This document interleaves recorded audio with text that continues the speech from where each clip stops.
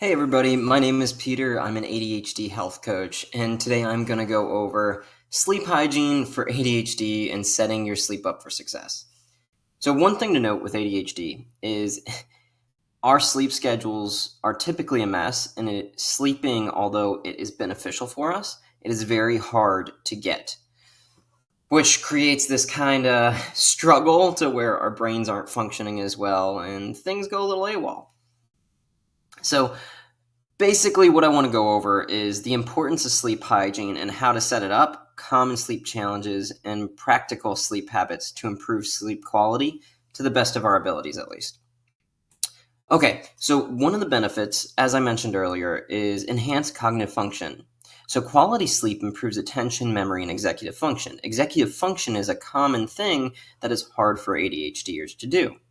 So the adequate sleep is also going to help your emotional regulation, which is another thing that ADHDers have a trouble some time with.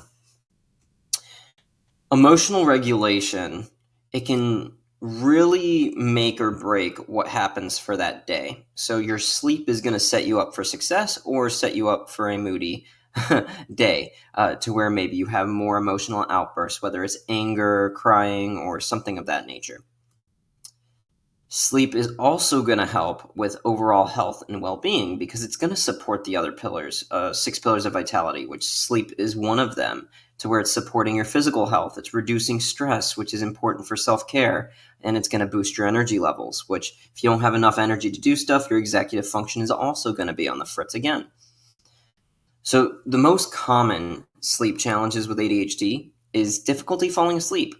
The racing thoughts and hyperactivity can delay sleep onset because whether you have the hyperactivity or inattentive version, it's either your thoughts or your body that's running. So something of that nature is going to be going on.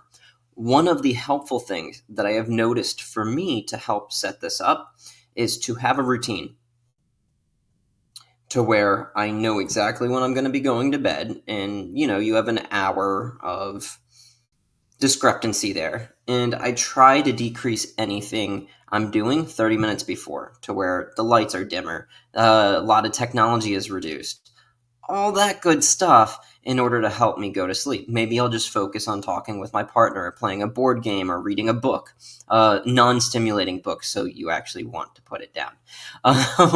Because a lot of the things that happens with ADHD is inconsistent sleep schedule, which makes the racing thoughts even harder to shut down because now there's irregular sleep patterns disrupting your circadian rhythm. Your circadian rhythm tells you when to go to sleep and when to wake up, basically. So if you're going to bed around the same time every day and you're waking up around the same time every day, it can be helpful for getting over the racing thoughts and hyperactivity, delaying the sleep onset. But it's not an end-all be-all. There are other techniques to include in this. Maybe you have more mindfulness activities in the day to help you relay back to sleep. So I notice these thoughts, and then you return back to your breath. And you just keep going through that process to where now you're focusing on your breath. That has been a huge help for me on going back to sleep.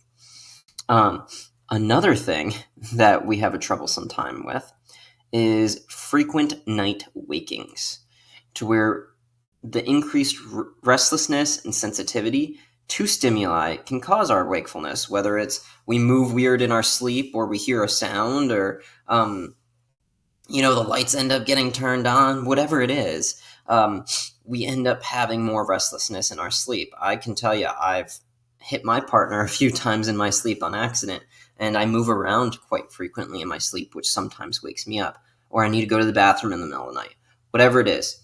That stuff is harder to take control of, but if you end up setting your times in the morning and at night to go to sleep, it's helpful. I give myself a break on the weekends. I go to sleep at the same time, but I wake up sleeping in just to let my body rest and recover.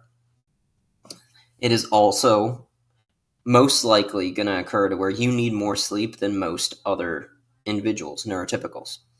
So that is something to keep in mind. The recommended sleep is 6 to 9 hours. You might be on the higher side, maybe 9 to 10. I know some days I need the 10-hour portion of it. Okay, so one of the beneficial things that I mentioned but didn't go deep into earlier is not only should you have a consistent sleep schedule or try to get as consistent as you can, because let's be honest, it's very hard to stay consistent with something, is establishing a bedtime routine.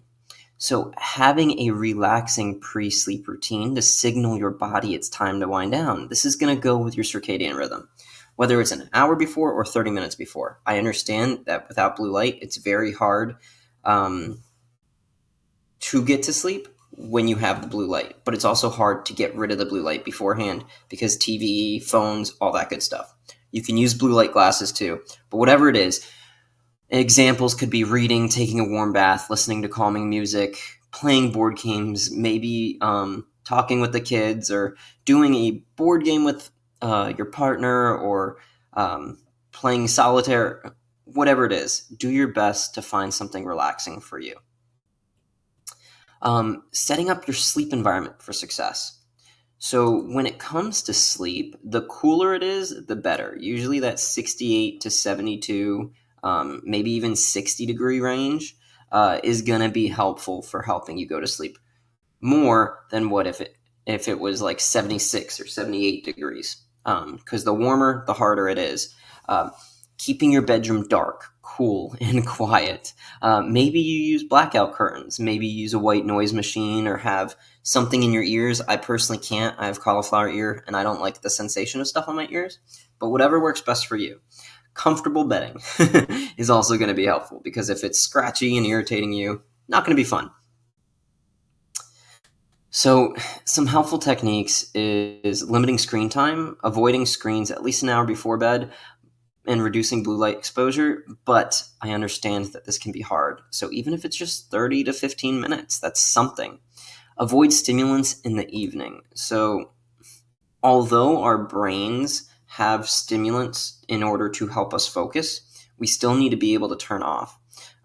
Because it binds to certain receptors in our brain, it can prevent us from going to sleep and having the cues to go to sleep. Whether you take additional things to help you go to sleep is another story. A lot of people use melatonin. Personally, I do not like to do that. Some people like to use valerian root. I used to do that. I do my best not to take anything, though. But what you do is up to you, and nothing is wrong as long as you consult with your healthcare provider first, because some things could be dangerous for you. But if you limit caffeine and sugar intake in the afternoons, 6 to 8 hours before bed, that might be helpful because typically caffeine has a half-life of 12 hours, I believe. It might be 6. One of the two. I have to retouch back up on that. Okay. Mindfulness and relaxation techniques. Breath work has been the biggest change for me. You do not have to meditate, but breath work, to where you're focusing on your breath, is a helpful way to re-target your focus.